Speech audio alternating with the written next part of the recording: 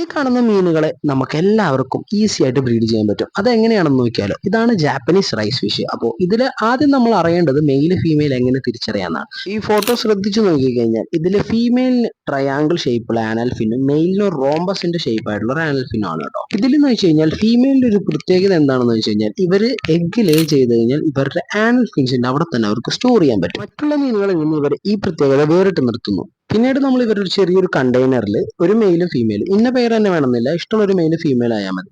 അതിന് ഇട്ട് കഴിഞ്ഞാൽ ഏകദേശം വൈകുന്നേരം സമയത്ത് ഇടണം. അത് കഴിഞ്ഞ് രാവിലെ ആകുമ്പോഴത്തേനും ഇവർ ഫീമെയിൽ ഇങ്ങനെ എഗ്ഗ് ക്യാരി ചെയ്യും.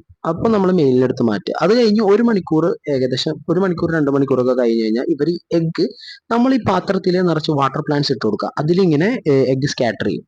അപ്പോൾ പിന്നെ നമ്മൾ ഫീമെയിലിനെ മാറ്റുക. അത് കഴിഞ്ഞ് ഒരു 7 to 10 ദിവസത്തിനുള്ളിൽ കുഞ്ഞുങ്ങൾ വരും. ഈ കാണുന്നതാണ് ഏകദേശം കുഞ്ഞ്. ഒരു 3-4 പെയറിനെ നമ്മൾ സെപ്പറേറ്റ് ചെയ്ത് ബ്രീഡ് ചെയ്യാൻ ഇടുന്നതായിരിക്കും ഏറ്റവും നല്ലത്. കാരണം കുഞ്ഞുങ്ങൾ വളരെ കുറവായിരിക്കും ഇവരെ കിട്ടുക. കാരണം എഗ്ഗ് വളരെ കുറവാണ് ഇവർ ഇടുന്നത്. അപ്പോൾ ഇനി എല്ലാവർക്കും ഈസി ആയിട്ട് റൈസ് ഫിഷുകളെ വീട്ടിൽ തന്നെ ബ്രീഡ് ചെയ്യാം. അപ്പോൾ എല്ലാവരും ട്രൈ ചെയ്തിട്ട് കമന്റ് ചെയ്യാൻ മറക്കല്ലേ.